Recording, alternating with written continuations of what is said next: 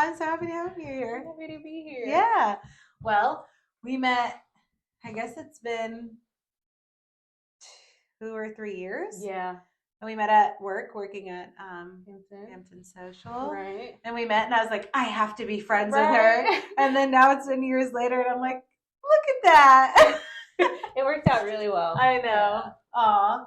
Well, I wanted to start off by just talking about, your upbringing, because I know your family is from Honduras. So how it was growing up with foreign parents and what got you into traveling. Okay. So we're from Honduras. I was born there, and my parents came to the States when I was like 5 years old, and I stayed behind with my aunts, and they took care of us for a bit while my parents situated like documentation and all that to bring us over. Luckily, when we emigrated from Honduras to the States, we emigrated to Jersey, and like the city that I grew up in, Union City, is just super, super densely populated by Latin America. I mean, it's all of it. Wow. It's Cuba, it's Puerto Rico, it's the islands, Colombia, Peru. You have a mix of everything. And so to me, it wasn't weird. I was like surrounded by that culture and a mixture of it. So I have a little bit of everything. Even when I speak Spanish, sometimes I can sound very Puerto Rican because I grew up around a bunch of Puerto Ricans, and sometimes I can sound very Honduran because of speaking to my parents, and food wise and culture wise, I was just immersed in just such diversity. But it was good. I mean, all my friends were Latin. I didn't really. I hate to say it, but like Caucasian people, like I wasn't surrounded by them at all. Right. It was like weird things like the lime and the lemon. Like I grew up with the lime being the primary like citrus fruit and the lemon being something that we would see on TV. And so and so like in Honduras, like my grandma's house, just a bunch of lime trees, like that was it. Like you would see a lemon as like we got lemons, like the yellow limes, and it was just like this weird thing. I loved my upbringing. I loved where I grew up. Sometimes I think maybe I would move back there, just because I feel like that culture and stuff, to raise a family around like such diversity is so cool, and so it's like brings a different perspective, Totally. But yeah, so that, and my parents are back in Honduras now. They moved back like two or 3 years ago, maybe like 2 years ago now, and they come back every summer in America, and then they go back for the winters. This year, my mom just stayed. She's like, "What am I gonna go do in America?" She's like very uninterested. But my dad comes back and forth more frequently because my sister has kids, and he comes to see my nieces and nephews now. What was their reasoning of coming to the States? Opportunity. Yeah, really is very much opportunity. I mean, Honduras is a third world country, and there isn't a middle class. And I know like our middle class is also dwindling in the U.S. It's barely existing now. In Honduras, it's very much either you're very, very poor, like dirt floor poor, or you're wealthy. And there's just no in the middle. And so my dad was able to take his pension and all the Social Security benefits and stuff with him, and now he lives over there. And they just things cost less, so you just can live a nicer life. Whereas if they stayed in the U.S., it'd be kind of in poverty now because things are so expensive, especially with what it was like 13% inflation that we're dealing with. So yeah, it's definitely better. And now it's like it's fun to see them without the responsibility of having to raise kids, because now they're such a different life. Yes, and I've had conversations with my dad when he first moved, where I was like, listen, because he's telling me how he's bored and he doesn't know how to spend his time, and he's making issues in the house that they have to fix, and I'm like, Dad, listen, like this is your time to find out who you are. Like you had kids at a very young age, Mom had kids at a very young age. You guys never really got the chance to figure that out, and it's important, and this is why you're here, so like really learn yourself, put yourself in weird positions, be open to opportunities, And so I feel like I've seen them little by little do it and making friends, and they just went to Peru, and they spent, I think it was like 2 weeks there, had a fantastic, amazing time. Watching the pictures of the joy that they were experiencing was like, like it's what I've always wanted for them. Totally. Yeah. And it's such a cool experience to you have traveled a lot and then now to be able to see your parents experience that at a way later time in their age than you have when you traveled and to know like, wow, the joy and bliss and all these things that I get traveling, like my parents finally get to experience that. And it's so beautiful because some people never get to experience that ever in their whole lifetime. Right. For them to even be able to move back home and be happy to be there and have the money to be able to keep going and like live the life that they want. Right. It's and just not so have to amazing. Like sacrifice, the things that they like and the way that they like to live, Yeah. So yeah, that's been really, really nice. We're planning on going, a whole bunch of us. We're gonna go in January. So we leave like January, I think January 8th is our flight. And then we are gonna spend like 10 days there. Just like it feels like such a short amount of time, especially when you're used to traveling for like long spurts. Totally. And I'm like, that's just not enough. But it has to be enough, and it's gonna be fine. It's gonna be great. We're gonna go to San Pedro Sula in Honduras, which is like the capital, right? and that's where my parents' home is. So we'll spend a couple days there, see some family, and then we're gonna go to Roatán, which is one of the islands. Yes. It has like a beautiful, beautiful barrier reef, and just kind of chill. I'm excited to spend and like travel with my parents, and I'm excited. My sister's going, her boyfriend, Rick's going. Just like a whole bunch of us. My cousin is gonna be great. Wow. I know. Yeah, and you get to go back into your roots. Right. And how important is that? Like especially because you were born there and you spent 5 years, which like the first 7 years of our life is so vastly important in our development. Right. And so to have spent 5 years there, so more than half of that period. Right. And then like going back is so powerful. And like when I first started traveling, I would always get pushback from my family. Like, oh, just why are you going to other countries and you're not coming here? Like you have to come see us. And I took it for granted. And I always thought, well, that'll always be there. Like, let me take advantage of this. Like I can always go back home, but like, let me go see this new place or whatever. Now I kind of see it for what it is. I mean, we were talking about your family kind of getting older and wanting to bring your mom to Egypt, right? And so to me, it's that same idea where it's like a lot of my cousins married. I didn't go to their weddings. A lot of my grandma's getting older and I haven't seen her in years. And I'm like, this has to be done. Aww. It's going to be a great fun time, but it's also going to be like going to bring a lot of things together, I think, for me. So yeah, I'm excited. Oh, it's like bringing things full circle. And to see your parents in the space that they're in now, and like being in the mentality and mindset that you're in now too, with like all this change happening in your life, like that's amazing. I know. I'm excited. I'm excited. Yeah. So what was your first trip besides going to Honduras? Like solo trip maybe?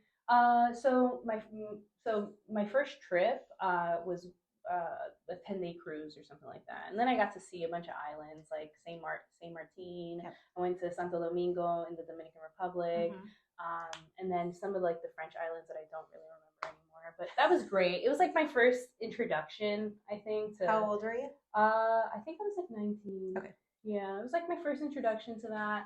And I thought it was like the best. And I was like, cruises, that's it. Like I love cruises so much, And I just didn't know anything else. You don't know what you don't know. So I was like, I'm gonna do this all the time, And it was a great time. I had always went into yoga teacher training when I was like 19 as well. And then I kind of got into Buddhism and, just a whole array of other ways of thinking and other philosophies. Then while I was like doing the yoga, and I was doing the yoga training, and I fell in love with the country Nepal, like deeply. Okay. I fell in love with the country Nepal, and I like really badly wanted to go, and so I spent a couple of years trying to get there.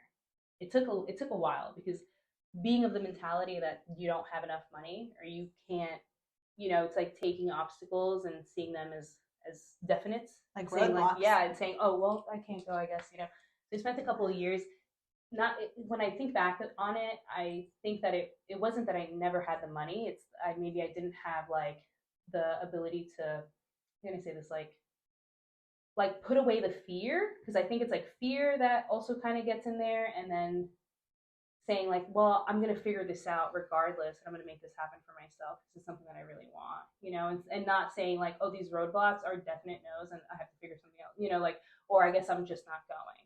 So it's like figuring it out regardless. And so it's something that I wanted. So I went to Nepal for about a month and some change by myself. And that was like the first big trip that I had done alone. And it was scary and thrilling and exciting. And I just didn't know what to expect. But prior to like, I bought the flight finally. And then I started doing a ton of research. Mm-hmm. It was like I bought it months in advance. And so I spent months reading about the country. Where do I want to go? What exactly does it look like? What's my itinerary going to look like? What's my budget?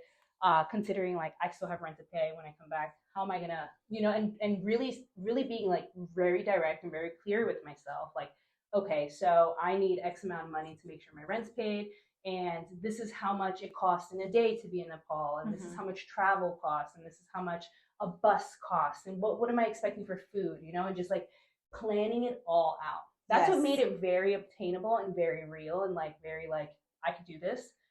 Was doing that research, because if not, all you have is your thoughts and like your assumptions, and which can sometimes make you make something small seem very, very big, and you like take it for that. You're like, oh, how am I even going to pay this rent? You know, it's like you can break it down.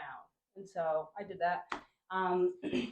And I created like an itinerary for myself, essentially for the 40 days or whatever that I was there, right? And wow, that's a long time to be there. I know, and I was so scared. I was so scared, but I said I really want to see this country, you know. And any like anything that literature that I would read about backpackers, because that's my jam. The backpacking travel is my jam, and I want to get dirty. I want to smell and like just be sweaty and like experience one thing, everything. Yes, you know. Oh, do you want to? Yes. You want to do this? Yes. Just be fully in it. And so so I set that up, or I created my itinerary, but I was also intentional in knowing that like anything can change. You know, this is my plan for the X amount of time, and this is where I'd like to be by week 2. But if I really like where I am by week 1, like maybe I'll stay. Maybe I don't like it and I want to go to where I'm meant to be in week 2. I'm gonna maybe go do that instead.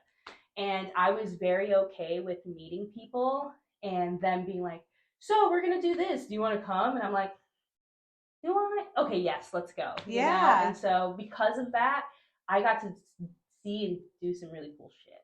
Totally, because you're allowing space for fluidity and just being able to be in pure presence. Because like at the end of the day, nothing ever goes as planned. Right. Like, let's be real. Whatever it is, anything that you're planning, like never goes exactly the way you planned it. Right. And so it's like leaving room for magic. It's like, okay, I have a skeleton of what I want to do.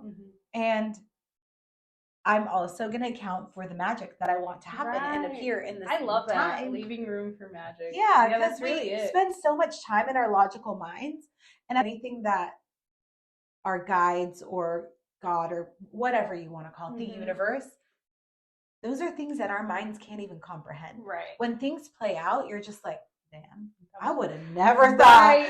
I would have never even like realized how this could have even played out better than this, you know? And so it truly is magic. It's like leaving space to be able to break free of your patterns at home and just be. Yeah. And like, so it's, you know, kind of going off of what you're saying. Like when I created my itinerary, I thought, okay, the big cities, I want to see the big cities. I never, you know, I read a couple of things about trekking in Nepal, and I said, I'm brave, but not that brave. You know, I'm gonna chill on that for now, you know. And it wasn't something that I prepared myself for at all. I just said, you know, I love people who do that, but it's not me, you know. And so, while I was in Chitwan, I was in Pokhara in Nepal. Pokhara is such an amazing city. Like you are at the, like, it's like the city right before, or it's the city you have to be in so you can go trekking, because it's like the city that opens up the trek to go to Mount Everest, to the Himalayas. Yeah, exactly, to the Himalayas. And so I So happened to go to Pokhara. Didn't really have plans. I met some guy on a bus and he mentioned the city and I said, okay, that sounds like fun. I didn't know where I was going to stay. He told me I stayed at this amazing hostel once. I said, I will stay there now. And so I stayed there, and then through there, I made some great friends. These people, I love them forever. I think about them a lot. They're fantastic humans. The one day my one friend Lise, she's from Amsterdam. She was like, oh, we're gonna go trekking and do this for a couple days, and I'm just like, I don't know. And then she's like, okay, well, we'll keep talking about it. So then we would go out to lunch, and she'd be like, and we can see this while we're trekking. And I'm like, that sounds like fun. You guys are gonna have a great time. And then she kept bringing it up, right? I said, I don't even have a coat. No, I'm not gonna go do that in the Himalayas. That's crazy. Yeah, and so, but I came all the way over here. I'm not gonna do it, right? And so finally, kind of having that conversation where it's like, you're here, like, why would you not? And I'm like, you're right, I'm gonna go. And that was one of the hardest, most beautiful things I've ever done in my life. It was so hard, and it was so fun, and the experience, how much I grew from that, like the challenge, because I was already like thousands of kilometers away from anything that could be, like, I can't take a bus and go back. You can't be like, I'm done. I'll see you guys later. Right. It did not exist. So I had to just stick it through. And like, I remember there were points where we're like trekking up the mountain, and it becomes like stairs. It's like these like handmade stairs, and you're just kind of going up, and it's raining, and I'm like huffing and puffing and like crying, like actually crying. I'm like, why did I sign up for this? Because just in the moment, I'm sitting in my stink, I'm like, like I feel so bad, like, sitting in those feelings as I'm walking up. And then I look to the side of me, and there is like this, she must have been like 60 years old woman, just water, a 5-gallon thing of water strapped to her back, just like, no problem. Just I'm like crawling up these stairs, and this woman's just like, and I was like, all right, I got to get it together. And like, yeah, so I had a bunch of moments of realization, like, this is really mental. You can do this. You got it. It's gonna be fine. Yeah, we did it. It was good. It's crazy, right? When you get in those moments, because I had a similar experience in Montenegro. I hiked the highest peak, which is, I want to say it's like 2,000 meters. So about 6,000 feet. Mm-hmm. About 6,000 to 8,000 feet. Anyways, I have a really bad knee from playing sports when I was young. And I literally went up with Nikes. I did not have hiking shoes at all. And we went and we stayed in like Žabjak, which is like this tiny town and where the mountains are. And I was like, 8-hour hike, easy. I'm going to do it in Nikes that I had just been traveling the world with, I went up, and like going up, I think it was like maybe 2 or 3 hours into it, I was like, dude, my knee hurts so bad. And I don't know if I'm going to make it. Like and I had people with me too. So I was like worried that, oh, well, if I like, stop, like, I don't want them to stop because they're here doing their thing and all this stuff. And it's actually really funny. We were walking in this area. It was like all rocks, like loose rocks. And then it was just like straight down. And I was like, ha ha ha, like fucking around. And I was like, all about the journey, not the destination. And I fucking slip. No. And I fall. And had I fallen just a little bit sideways, I would have been down this mountain. And my like legs bleeding, and I'm just like, it's fine. Everything's fine. So the guys that I was with, I was like, listen, you guys keep going forward. There's only one way up, one way down. I will figure it out. Right. I'll meet you at the top. And we're like, I can see the peak right there. And I'm just like, okay, I still have at least like an hour and a half, worse, if not more.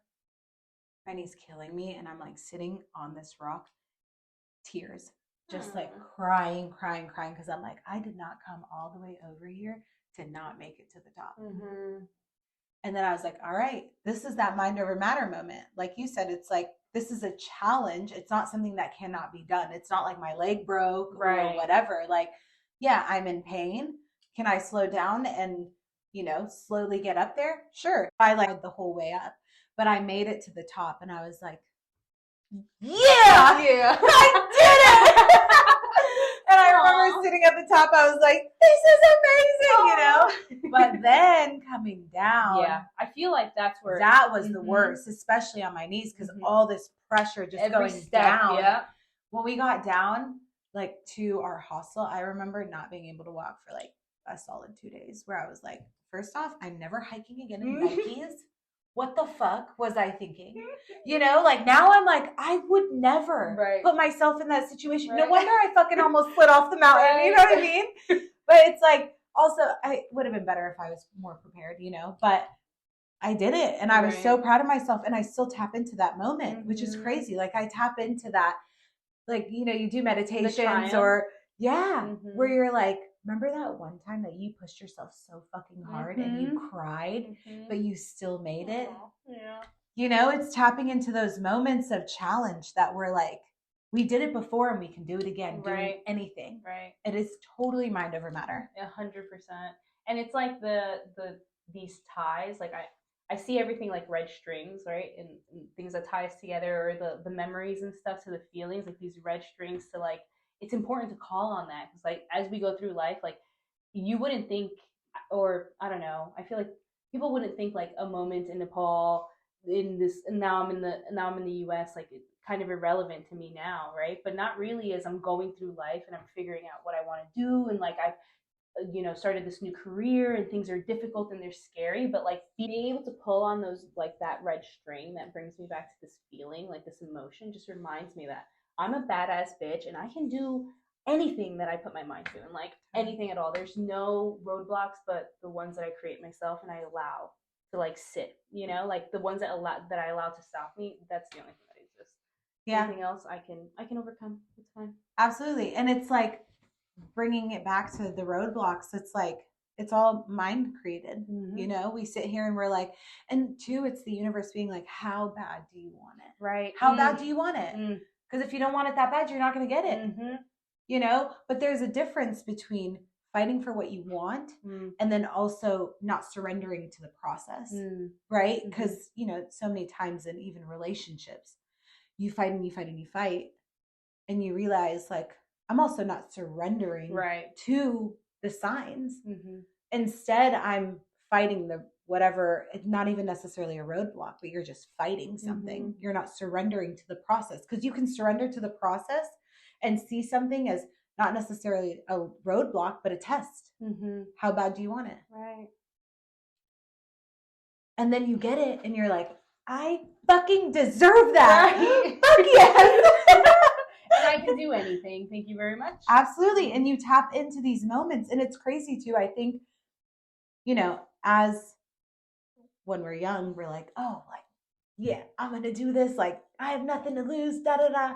And it's so strange that as we get older, we tend to be more stuck in our ways. It's like, I'm sorry to interrupt, but it's like fear starts creeping in, right? And it's like this, you get comfortable with, I've talked about this because it's like, it's so interesting that I remember being 19 years old, 20 years old, and being like, nothing scares me. I can do anything, And as I've gotten older, I'm more hesitant to do things that I would have done without blinking an eye, Some of them were maybe a little crazy, and like maybe now I just have a little more of like, preservation of life, Or I'm like, is this risk worth? Is the reward worth the risk? Which is fine. It's fair. But I think that it's an issue when it keeps you from living. It becomes like a real, like you really got to sit with yourself and say like, where is this stemming from? Where is this hesitation stemming from? What is this coming from? Is this real? Is this preservation of life? Am I just trying to, or am I just so afraid of like stepping outside of my comfort zone, the zone that I've kind of like fallen into, that I'm now no longer living the life that I've like wanted to live for myself, Right. So I think that it definitely happens, especially as we get older. You have more things to take care of. You have a house now and a car, and maybe some people have kids, some people, But how bad do you want it? That's what it boils down to. It's like, when we're young, we don't so much care about what society tells us. You know what I mean? But as we've gotten older, it's like, oh, you're in your 30s, like you should be married with kids and have a career and make X amount of money and da da da. And I'm like, the people that are doing that, a lot of them are really unhappy. Very, very much so. Yeah. And so I'm like, why don't we teach society to be happy, to chase the things that give them life when they wake up? When you wake up in the morning, are you excited to be awake? Or are you sitting there and you're like dreading that moment you have to get up and do these things? And it's like, what an unfulfilling way to live. 100%. And that's like a huge thing too that I've been seeing in like studies of people who are passing, and how they say that a lot of the things they regret are like not being able to travel or choosing to travel when they had the time, and realizing that they really don't have that much time. Time flies by like this. Right. And, I've been trying to get myself in a space, instead of using the word time, it's energy.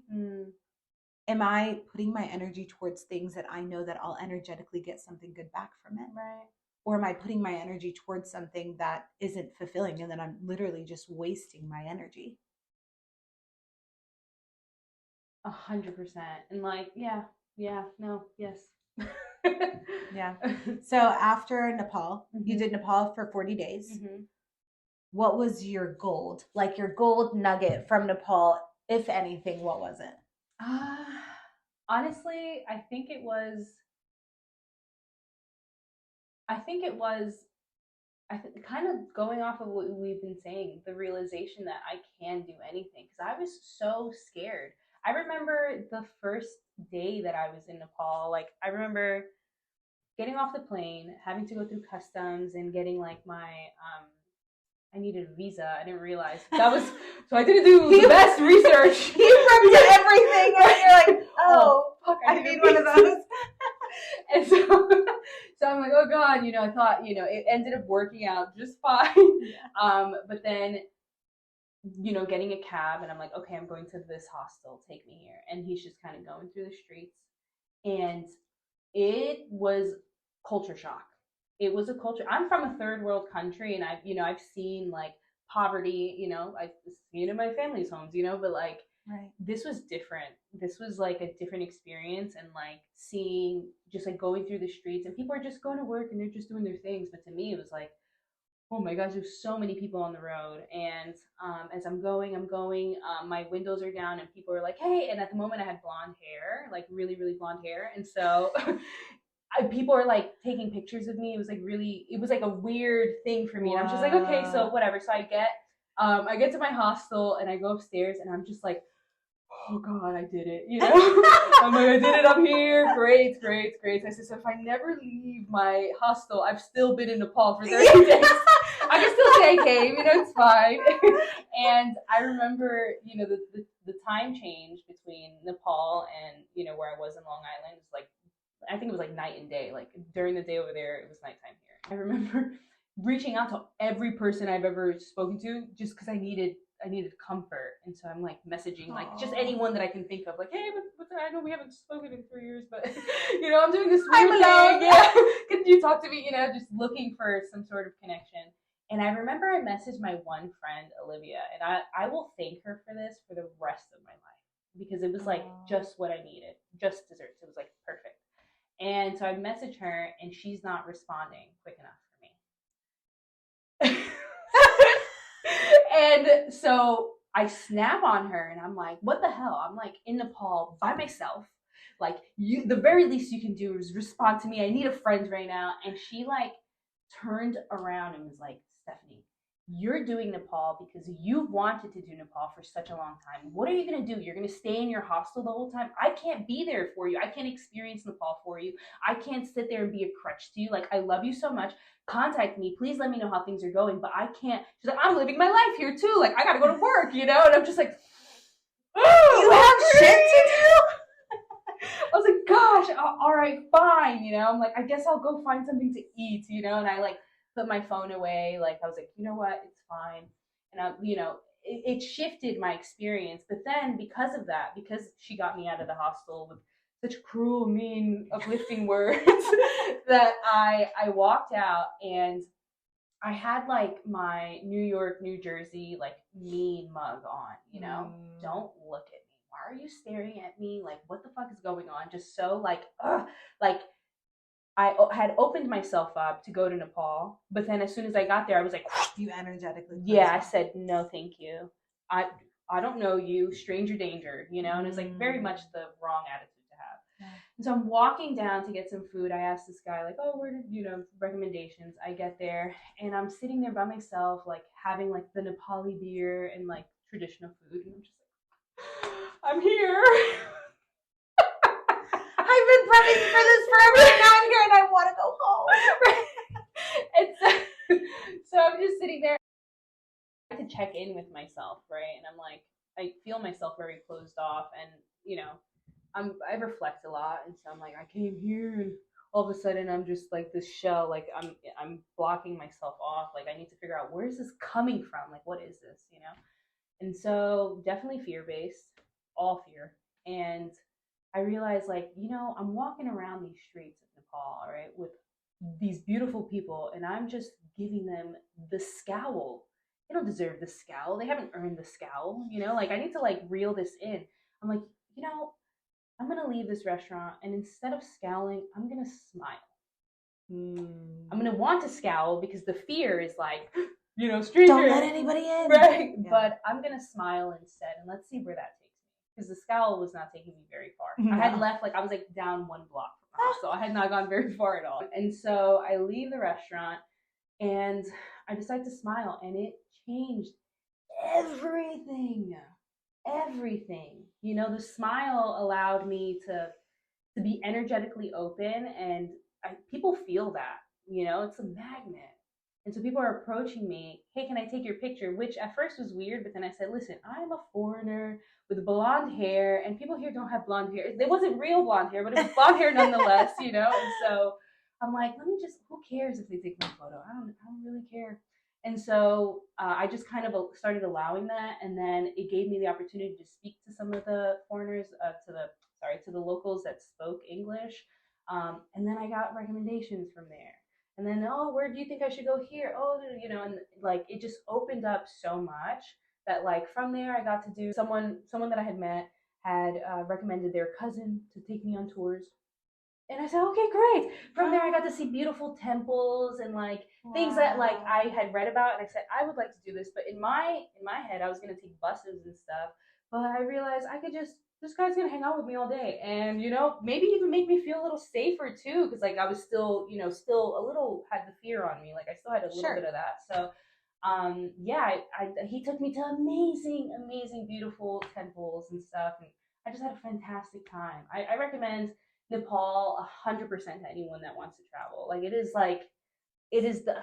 it's such a juicy, delicious country. It really is. That's crazy because I just had my really good girlfriend Melanie on the podcast, the last podcast, and she also spent quite a bit of time in Nepal. Same thing, loved it, obsessed. Really? She did the Annapurna circuit, and I think she ran a tour. It was 13 days. And she said the same thing about Nepal. I've been wanting to go, but I was in India and I was like, India and then Egypt next, but then it doesn't make sense to go to Nepal, then Egypt. But I've heard amazing things about Nepal. So good. Wow. Yeah, I'd go back like in an instant. I'd go back. It's one of those places I'm like, I would 100% not even think twice. I'd say, okay, here we go again, you know? Yeah. It's so good. Well, and also to touch on, you know, the being closed off. We do that even in our day-to-day lives. 100%. Which I had this conversation on the podcast last time. It's like, now I'm learning to be more open and receptive. Yes, there are times where energetically I feel like I need to just shut off a little bit because I need to charge my battery so that I can give more, you know, out of my overflow. And even just making that choice to be open in the grocery store. You know, I made for a man that works at the grocery store and he's so sweet. We always end up in these like really deep conversations. And I'm like, had I never been chosen to be open energetically to even just smiling at somebody, right, or saying thank you or hello, you know? And it's crazy because we also don't think of the ripple effect that we create. Right.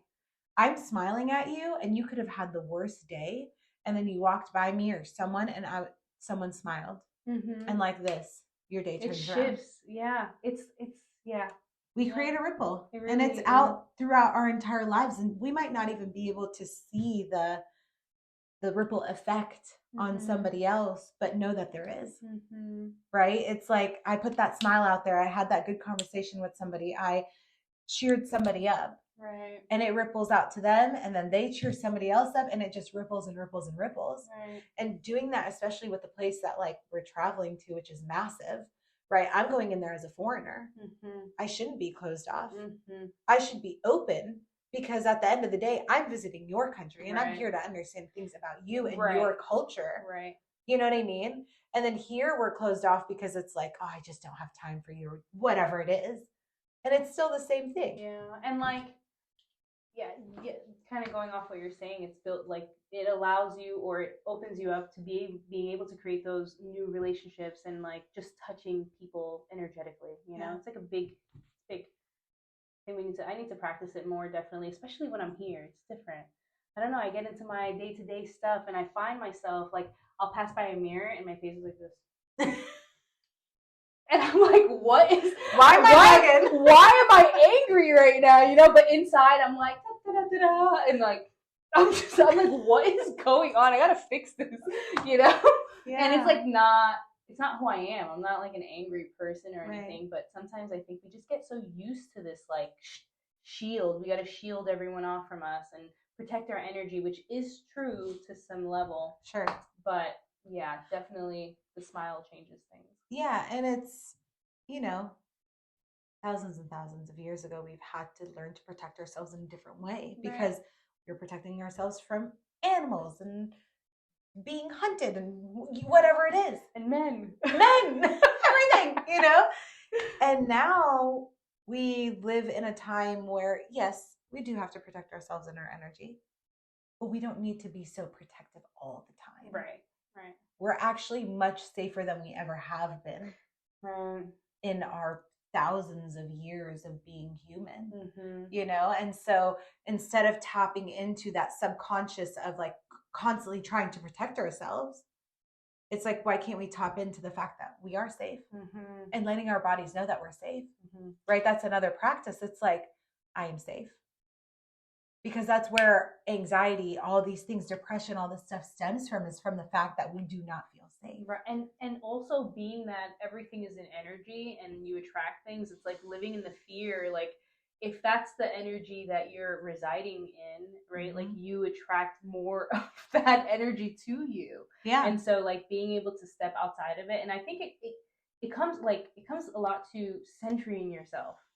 Like centering yourself, centering your energy, and like, okay, like I'm safe, I'm good. Like there's no need to have these walls up to the extent that they're up. You know, it's always good to be mindful and to be aware, but like the state of fear that it's become so common to constantly be in, like that's just not healthy in the overall. Because I just think it just brings on more and more, you know, things with like COVID and stuff. And like, I think that it shifted us very much so. And I think it's been like that for a long time, right? Even before that. But I think more often than not, we're just sitting in that fear, like that energy of fear, unless we center ourselves and step outside of it, you know. I think that opens up doors too, which is very absolutely nice. And it's, you know, going back to like, you receive at the frequency that you function in. You're functioning in the frequency of fear, that is what you will receive. You function in the frequency of joy and openness, that's what you'll receive. And it also goes back to leaving space for magic. If I'm open to receiving, I'm not going to sit here and create in my mind what I'm going to receive. I'm going to be open to receiving and knowing and trusting the universe, or whatever you want to call it, that those things that are coming in are for the better good of me. Right. You know? Right. Even if they don't make complete sense in the moment. It won't always make sense. And guess what? 3 years down the line, you're going to be like, that one moment, it makes sense. Right. Now I get it. Right. It's so true. You know, and it's following your excitement. You know, when you're excited, when you meet somebody, like even like when we met each other, I was like, I like her. I want to be her friend. And there's a reason why. I don't know what it is, but we're going to be friends. And look at how it panned out. I know. You know, it's really beautiful to just follow that innate feeling of connectedness or excitedness, to be able to create more of that. Right. You know? And it's the same thing with traveling. Like you travel and you're very heavy in your fear. Like, oh, I'm afraid that I'm going to get robbed, or I'm afraid that I'm going to get whatever it is. It's like, well, I understand that totally, because there are spaces where you do have to be a little bit more aware. Right.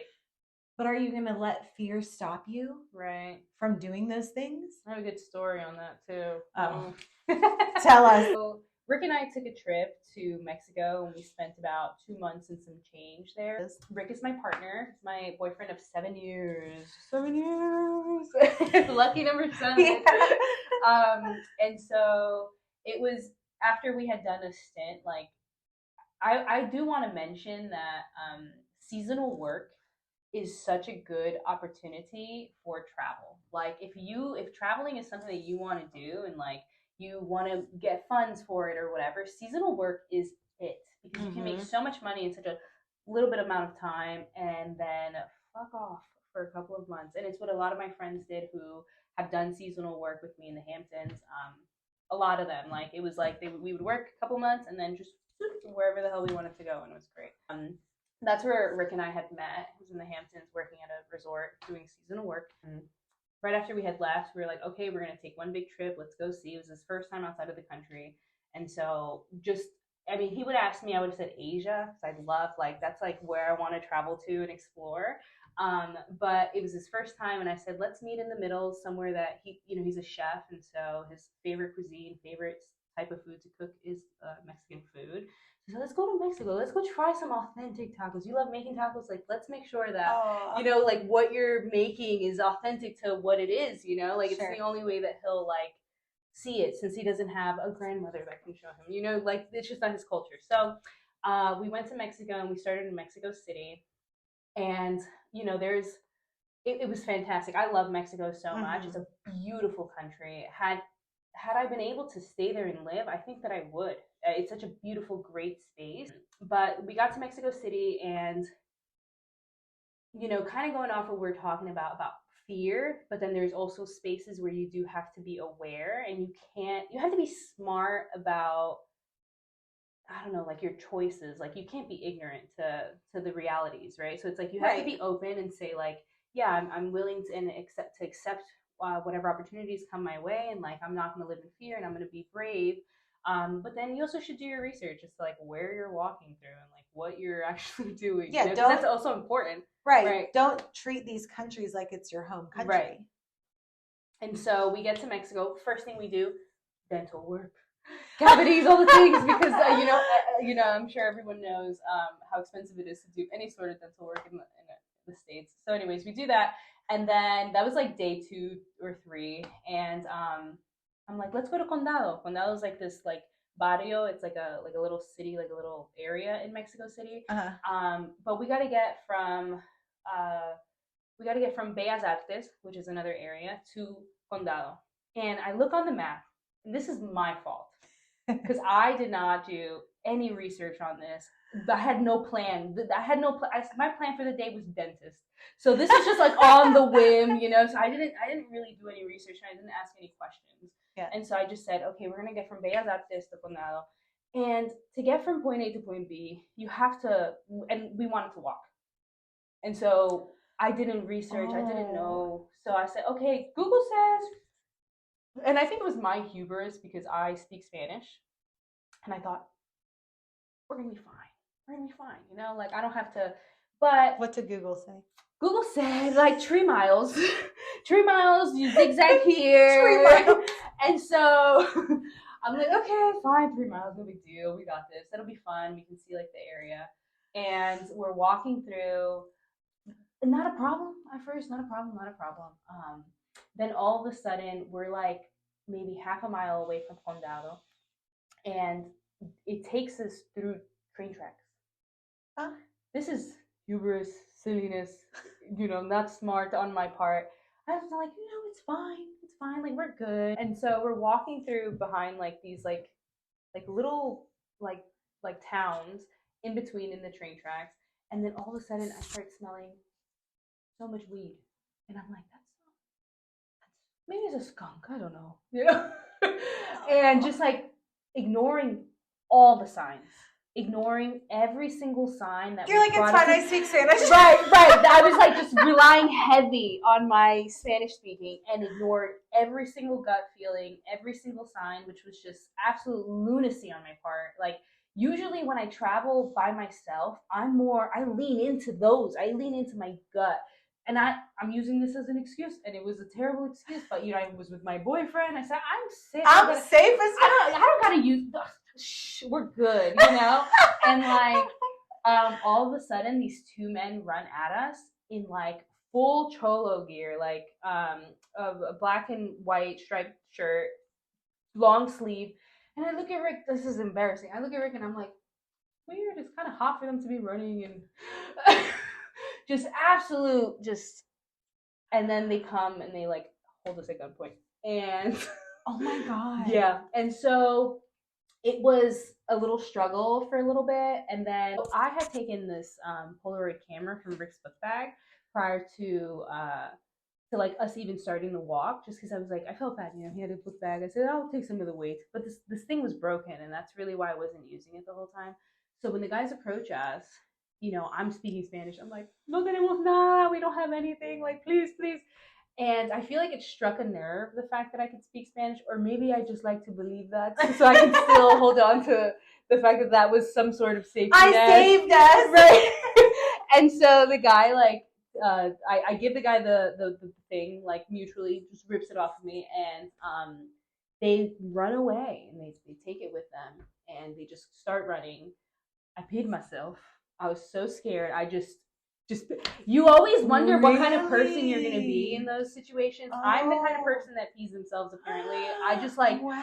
I didn't even notice until we like started walking, and I'm just like, oh gosh, like what's going on? And we start walking out of like, it's like the opening, almost like the end of the tunnel. We see the light, and we're literally down the block from where we were going. And we're like, okay. And I see a little guy selling cigarettes, and I like buy one, and I'm like just so scared. And then Condado's a really, really, really nice part of Mexico. It's like yes. Really, really pretty and like upscale. So we went to like the nicest restaurant we could find at that point. We were trying to be conservative with money, like just thinking of like the long trip ahead. But that day I was like, fuck it, I don't fucking care. It's crazy to think of too, because we had almost all of our cash with us. We had our phones. We hadn't gotten a card yet that we could utilize there. Mm-hmm. And so we had a lot of money on us. Both of our phones were like $1,000 a piece, like all this stuff. It could have been worse. Our documents were with us, our passports and stuff. It was like really ignorant choices were made, prior to going. Like that was just silly decision making, And so, we ended up eating some, having a bunch of drinks, taking a cab back, and I'll send you a picture of I took a selfie of us right after waiting for the Uber, because I was like, I need to document like this moment, these feelings. And so we're just like, and both of us are just so defeated, and so this happened maybe day 2 or 3 of the trip, and we still had 2 months and some change left. So a lot of decision making had to happen right then and there. So we go to the Airbnb, and the first night, nightmares. Having nightmares of like seeing their faces and stuff, and just being so scared. And I would wake up just like in a like sweat, and I felt responsible too, because here I am trying to show him that travel is so great and so fun and so safe. And then some things you can't plan for, and you can't plan against. Like things are going to happen the way that they're going to happen, but sure. Definitely you can be smart about the decisions that you make and the research that you do. Like that's something that's in your control. Yeah, right? And being prepared for it. Right, like preparing for things, like that is in your control. Like a lot of things are not in our control. We barely control most of anything in our lives, but right. Being prepared and like doing the research and stuff, that is what's in our control. And so I feel like that's where I had messed up a little bit. But we had spent maybe 2 more days in the Airbnb and not wanting to really leave. And so knowing that we had to go eat because we're humans and we need sustenance, but like being afraid to like step outside. And so after 2 days, I remember being in the Airbnb and just being like, listen, like, we have to make a choice now. Like, we have this massive trip planned. We can buy a flight and go back home. We can do that. That's well within our right. And I think that no one will look at us twice after what's happened if we decide to go back home. It's okay if we do, you know, and me being really honest and real with myself, because that's like my ego was bruised too, you know.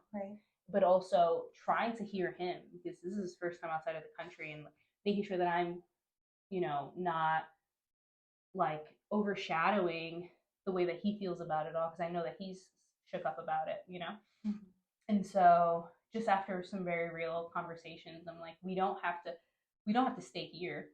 We can leave. Like, Mexico's massive. We don't have to stay in Mexico City. We can leave, or we can stay here and just try and be smarter about our decisions, or we can go back home. And we decided that the situation wasn't going to dictate what we did moving forward. Like, in terms of sending us back home, we made it out fine. Right. They took a broken camera that was probably going to go in the trash anyways, you know. There was no loss except maybe a little bruised ego, little trauma that I took with me, you know. But we worked it out. But we both weren't going to let that ruin what we could experience moving forward. Yeah. You know, because had we left, like, that would have been the end of that story, and that would have been our experience in Mexico. And you would have sat in that fear even longer. 100%. Because you're like, oh, I left this country because these things happened to me, and now I don't know that I could do it again. You know, 100%. And so we decided to keep going, and we still stayed in Mexico City a couple of days. We were super cautious, and, you know, don't get me wrong, it's not like we were like, we're free again, you know. It was like definitely still more reserved as to the things we were doing, but I wasn't going to stop living, you know? No, and it taught you a massive lesson. It's like, I talk a lot about being prepared. Like, it's not about living my life in fear, but knowing that these things can happen. Right. And if they do happen, am I going to be prepared for this moment? Right. You know, like, not carrying a bunch of cash on me. Right. Not flaunting my cell phone all the time. Right. Like, people get out in the middle of the street and they're like, here's my iPhone 20. And I'm going to take a picture, and this is a $2,000 phone. Right. And I'm going to make it known that I have money. And, like, you know, I think most importantly, my takeaway was trust my gut, read the signs, you know, like, be open to, like, you have to be aware enough to say, you know, I didn't really research this walk. I didn't really know if this was okay. We're going down a train track. Maybe we don't need to be doing that right now. You wouldn't do that at home. Right. Absolutely not. But you choose to do it in Mexico? Right. Like, absolutely not. And so that was it. Like, it was like reading the signs and listening to my gut through it. Cause, like, I did start feeling a little easy, a little quaky, you know, and I was like, it's fine, you know? And it's like, I feel like I sold myself out in that moment. Like, I you know, the innate trust that I have with the universe, my gut, to always guide me in the right place. I completely ignored all the signs. And so, yes, that happens, you know. But we ended up going to Oaxaca after. We did Puerto Escondido, stayed there for a month. It was one of the best, most beautiful trips I've ever had in my life. I met such amazing people, and, like, just got to eat so much and do so much and connect. And it was a great time. And, you know, it's one of the things that me and him kind of think back on now, and it's like, we're proud of our bravery for staying, because anytime we tell the story, you know, especially to people who don't really travel that much, they're like, and you stayed? Yeah.